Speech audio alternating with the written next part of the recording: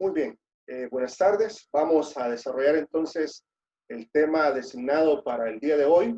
Está denominado los principales neurotransmisores.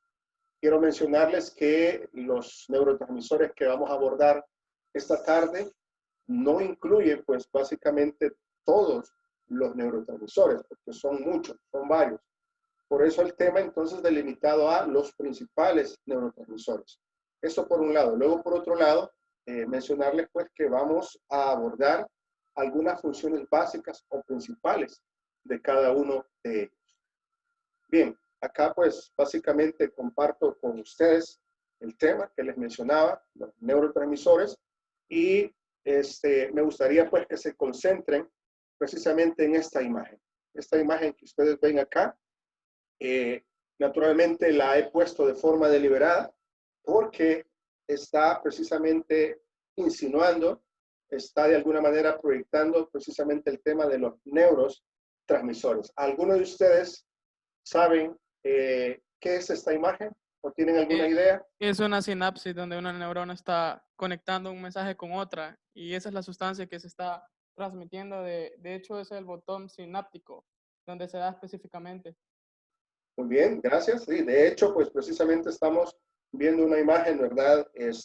Aumentada, por decirlo de alguna manera, y que precisamente se estaba llevando a cabo aquí la neurotransmisión, es decir, la comunicación entre neurona a neurona. Pero, obviamente, pues antes de profundizar en ese aspecto, tenemos que responder algunas preguntas.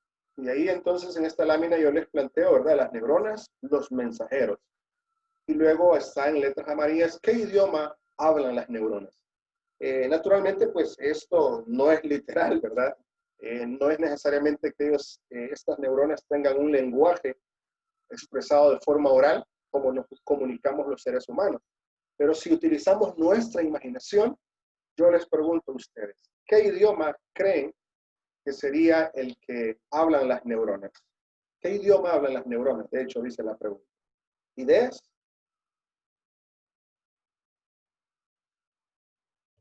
Por impulsos electroquímicos. Muy bien, por impulsos electroquímicos. Nuevamente nos planteamos la pregunta, ¿qué idioma hablan las neuronas? ¿Otra idea?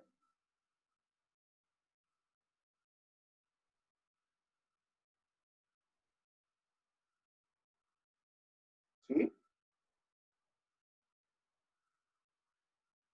¿No hay ideas esta tarde?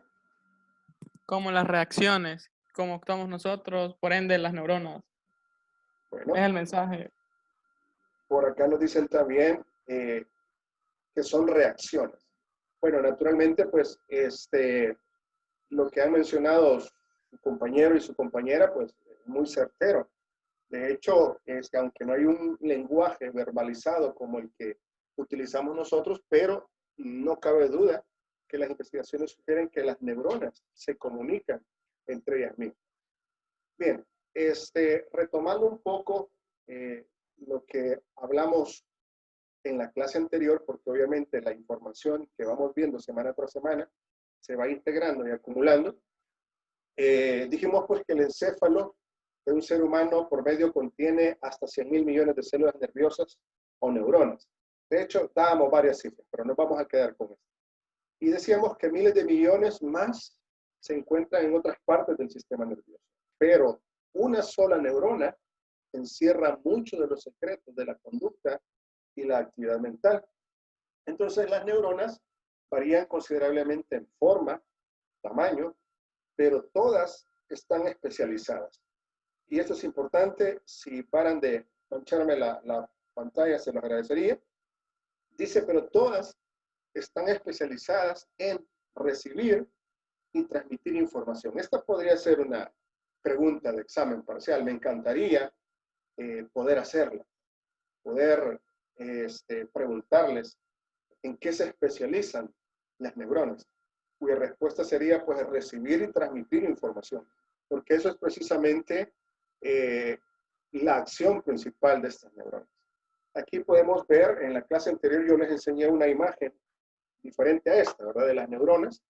Acá les muestro esta otra imagen, Y para que recordemos pues algunas estructuras, acá arriba pues tenemos las dendritas, que son las que transmiten mensajes de otras neuronas al cuerpo celular. Son estas ramificaciones. Acá tenemos el núcleo celular, el cuerpo celular.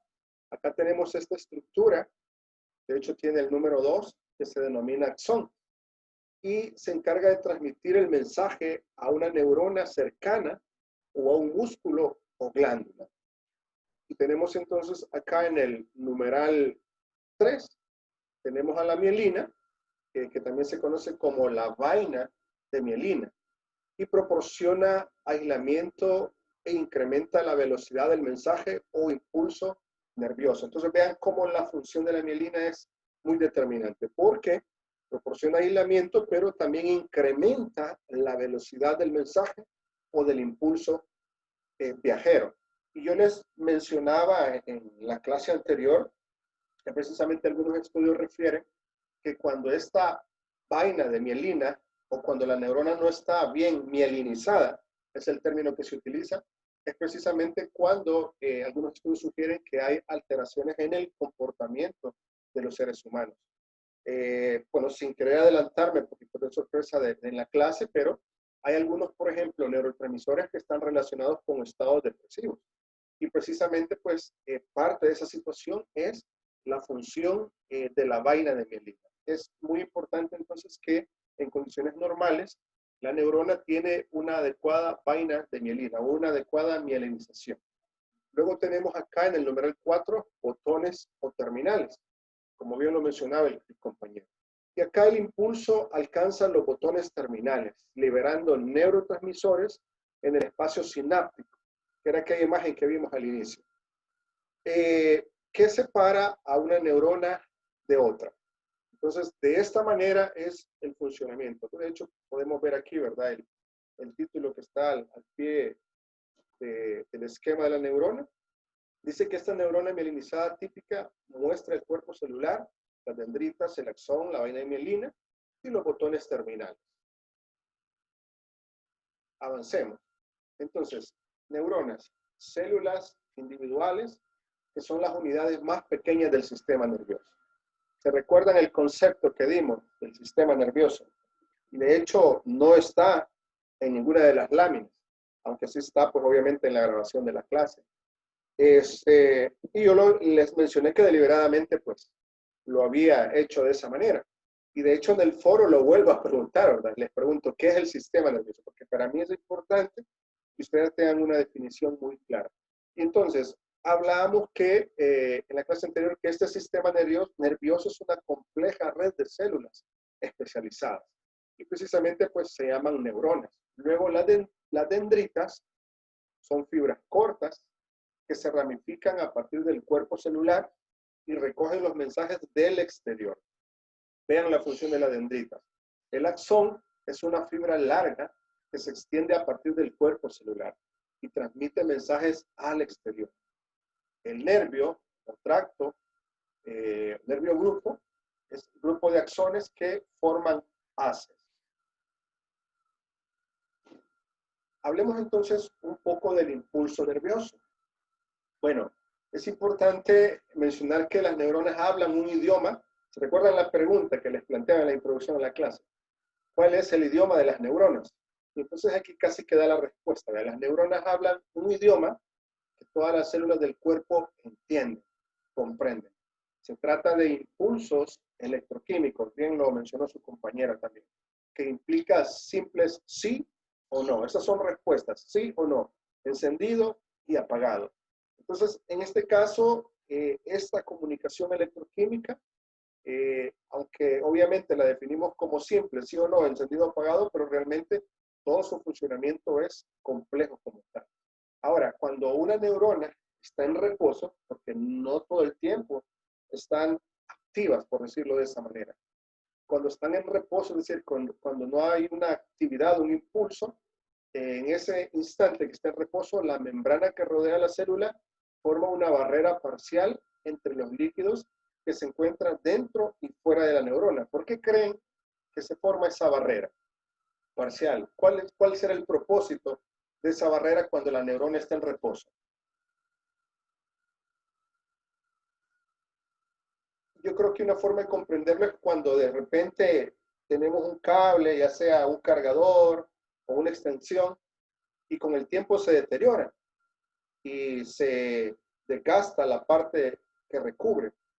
¿Y para qué nosotros aislamos, valga la redundancia, con cinta aislante estos cables? ¿Cuál es la finalidad de ello? Como protegerlos para que no se dañen. Las protegemos para que no se dañen, pero sí, como decimos en salvadoreño, en nuestra cultura, mira, está pelado el cable, ¿verdad? Es decir, que la barrera que lo cubre, ¿verdad? Que lo protegía, ya no lo está protegiendo. ¿Por qué lo aislamos? ¿Qué es lo que buscamos? Que no suceda. Para que no se produzca un cortocircuito. Ajá, como un choque eléctrico. ¿Correcto? Para que no se fuguen los impulsos. Exacto, muy bien. Excelente, me encanta. Para que no se fuguen los impulsos. Entonces ahora leamos este párrafo y cobra sentido con la analogía que estamos haciendo, es decir, la comparación. Cuando una neurona está en reposo, la membrana que rodea la célula forma una barrera parcial entre los dos líquidos que se encuentran dentro y fuera de la neurona. Ambas soluciones contienen partículas con cargas eléctricas o iones. Entonces, obviamente, lo que se quiere evitar es que, estando la neurona en reposo, no surja otro impulso eléctrico. El impulso nervioso, como existen más iones negativos dentro de la neurona que fuera, hay una pequeña carga eléctrica. Esta pequeña carga eléctrica se le conoce como potencial de reposo a lo largo, pues, de la membrana celular. Entonces, acá vemos este cuadro. Dice neuronas sensoriales o aferentes. Se trata de neuronas que transmiten mensajes de los órganos sensoriales a la médula espinal o el encéfalo. Recordemos que mencionamos en la clase anterior que cuando estamos hablando de los órganos sensoriales, cuando estamos hablando del sensorio, estamos haciendo referencia pues a perdón, nuestros sentidos. Entonces estas neuronas transmiten mensajes desde los sensorios, desde nuestros 5 sentidos a la médula espinal o al encéfalo. En cuanto a las neuronas motoras o eferentes, estas neuronas que llevan el mensaje de la médula espinal o el encéfalo a los músculos y las glándulas. Y en cuanto a las interneuronas o neurona asociativa, esas son neuronas que transmiten mensajes de una neurona a otra. Por lo consiguiente, las células gliales, o glia, son células que forman la vaina de mielina. Aíslan y dan soporte a las neuronas, manteniéndolas unidas, también eliminando los productos de desecho e impidiendo que las sustancias nocivas pasen del torrente sanguíneo al encéfalo.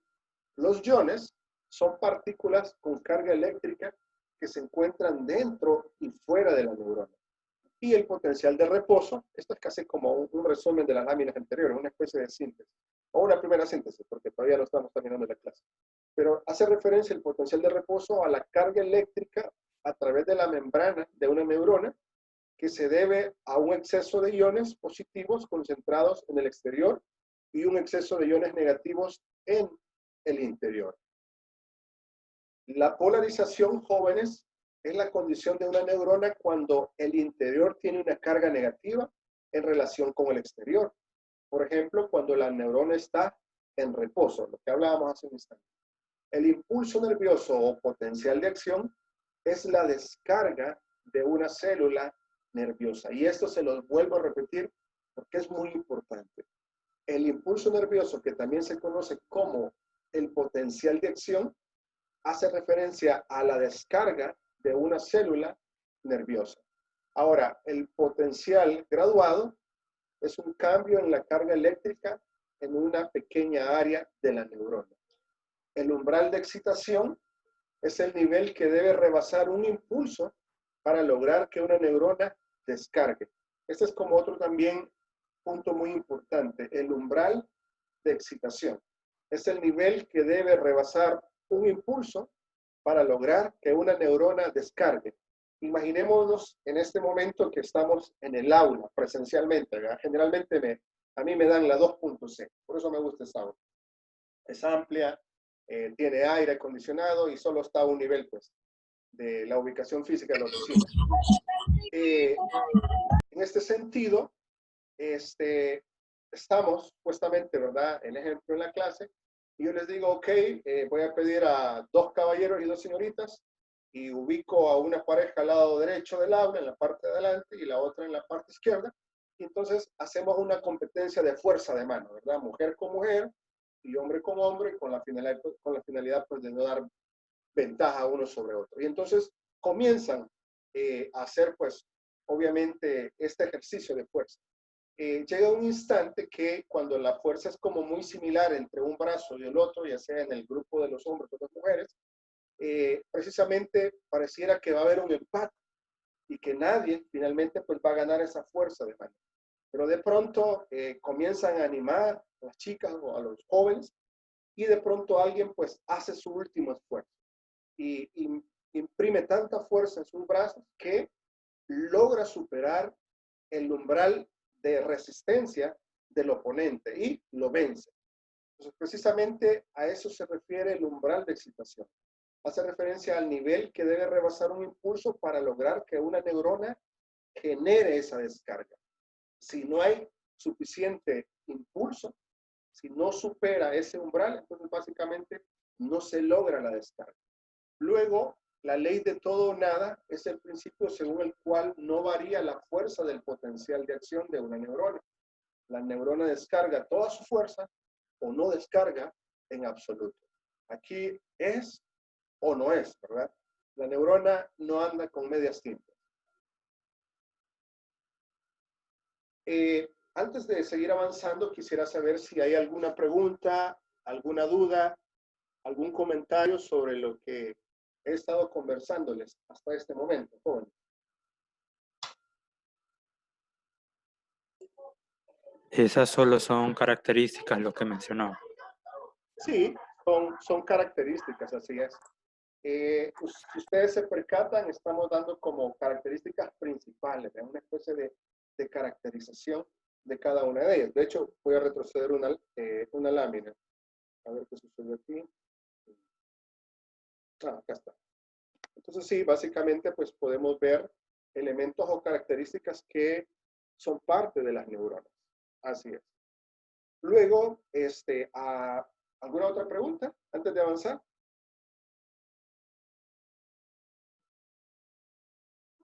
Bien. Aprovechando, definitivamente involuntariamente me salté esta lámina, después de esta seguía esta otra. Bien, la comunicación dentro de la neurona.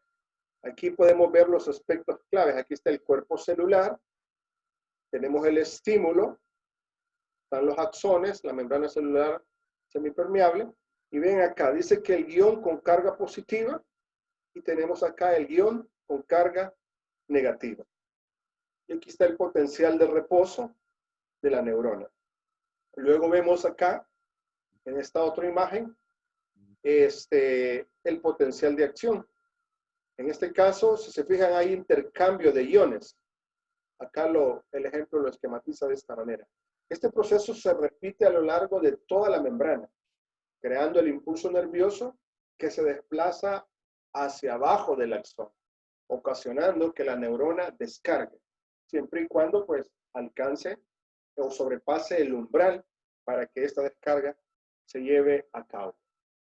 Entonces, entrando de lleno ya en este aspecto de los neurotransmisores, no podemos llegar hasta acá, obviamente, pues sin antes explicar lo que les he mencionado hace un momento.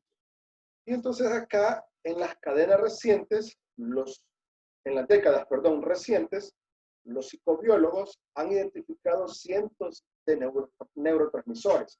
Miren qué interesante, cientos de neurotransmisores. Sus funciones exactas todavía se siguen estudiando. Esto también, pues, es muy esperanzador porque ustedes que serán la nueva generación de médicos, pues obviamente no está todo descubierto. Ya hay aspectos que ustedes pueden seguir estudiando, descubriendo o redescubriendo, confirmando teorías o refutando teorías. Y entonces dice que sus funciones exactas todavía se siguen estudiando. Sin embargo, o sea, a pesar de que hay cientos de neurotransmisores que no se conocen su función exacta, sin embargo, se conoce bien a unas cuantas sustancias químicas del encéfalo. Y precisamente, pues, de esas que se conocen bien, yo hago una delimitación todavía mayor y vamos a ver algunas de ellas, ya que estamos en psicología general. Ahora, pregunta de examen parcial. ¿Qué son los neurotransmisores? Eso sí, pues, es pregunta. Ya, de hecho, se las digo, irá en el examen. ¿Qué son los neurotransmisores? Y dice acá que son sustancias químicas que se encargan de la transmisión de las señales desde una neurona hasta la siguiente a través de las sinapsis. También se encuentran en la terminal axónica de las neuronas motoras, donde estimulan las fibras musculares para contraerlas. Importante esta lámina. Habiendo dicho esto, entonces, acá tengo una tabla donde se presentan los principales neurotransmisores y sus efectos. Veamos acá. Tenemos el primero, que se llama acetilcolina, que también se le conoce como AC. Es como una forma de abreviatura. Hablemos un poquito de ellas. Dice que se distribuye ampliamente a lo largo del sistema nervioso central, donde participan en la activación, atención, memoria, motivación y movimiento. También participan en la acción muscular a través de la presencia de los empalmes neuromusculares, tipo especializado de sinapsis, donde las neuronas se conectan con las células musculares. La degeneración de las neuronas que producen acetilcolina, AC, ¿verdad?, se ha vinculado con la enfermedad de Alzheimer. Miren qué interesante, qué descubrimiento. Ahora, ¿ustedes han escuchado acerca de la enfermedad de Alzheimer? Generalmente, lo más común oído es Alzheimer y Parkinson. ¿Alguno ha escuchado sobre esto? Sí. A ver, cuéntenme, ¿quiénes la adolecen más? ¿Los niños, los jóvenes o los adultos mayores? Adultos mayores. Los Los adultos adultos mayores. mayores. Los adultos mayores. ¿Y en qué consiste el Alzheimer? Pérdida de memoria. Exacto, pérdida de memoria, correcto. Y entonces dice que la acetilcolina se ha vinculado con la enfermedad del Alzheimer. Dice que en exceso produce espasmos y temblores. Y su deficiencia origina parálisis y letargo. Entonces aquí estamos hablando ya de una alteración específica de la neurona y naturalmente pues el neurotransmisor dentro de ella. Ahora, mientras yo voy explicando esto, quiero que ustedes vayan de alguna manera haciendo el ejercicio mental de cómo la alteración de estos neurotransmisores, que dijimos que son sustancias químicas que sobreviven y que están en el cerebro y en la médula espinal, cómo precisamente estas sustancias alteran o pueden alterar el comportamiento del ser humano. Ahora, yo les pregunto a ustedes, en este caso yo soy psicólogo, ¿verdad? Los psicólogos pues damos psicoterapia, obviamente pues como técnica de intervención terapéutica. El médico naturalmente pues hace intervención farmacéutica, ¿verdad?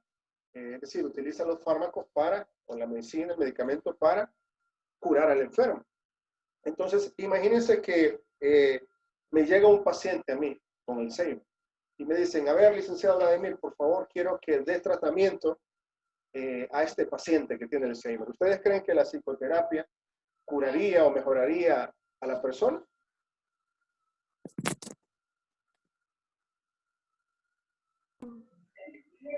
Creo que existen medicamentos, pero solo para mantenerlo. Correcto. En este caso, pues el tratamiento no podría ser psicoterapéutico. Es decir, las técnicas psicológicas obviamente no generarían un impacto real sobre un problema porque tiene una base biológica. En este caso, como le decía la compañera de ustedes, precisamente se trata de psicofármacos o psicomedicamentos que precisamente no curan, como yo lo mencionó, ¿verdad? Pero sí se vuelven mantenedores para, dentro de lo posible, dar una mejor calidad de vida a la persona. Bien, Sigamos con la siguiente, la dopamina. La dopamina dice acá que participa en una amplia variedad de conductas y emociones. Interesante, amplia variedad de conductas y emociones, incluyendo el placer. Está implicada en la esquizofrenia y la enfermedad de Parkinson. Vean entonces cómo precisamente arriba habla del Alzheimer con la acetilcolina, pero en la dopamina hace referencia a una relación, a una implicación con esquizofrenia y la enfermedad de Parkinson. ¿Alguien tiene una idea qué es la esquizofrenia y qué es el Parkinson?